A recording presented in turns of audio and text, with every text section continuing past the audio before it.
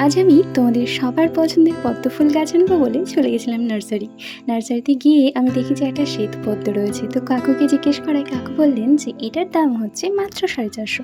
তো আমি বললাম যে 450 একটু বেশি হয়ে যাচ্ছে না? তো কাকুর সাথে দরদাম করে আমি 350 টাকায় এই পদ্মটা নিয়েছি।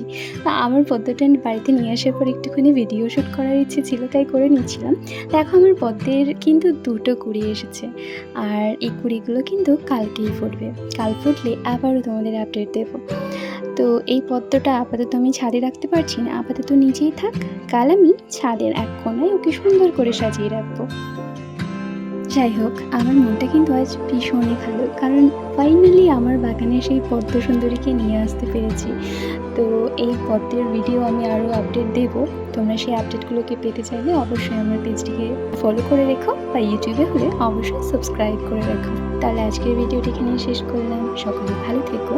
আর যদি তোমাদের আমার ভিডিও দেখে ভালো লাগে বা কি অনুপ্রেরণা পাও, তাহলে তোমরাও গাছ লাগাতে পারো আর তোমাদের মনে অনেক অনেক শান্তি পেতে পারো।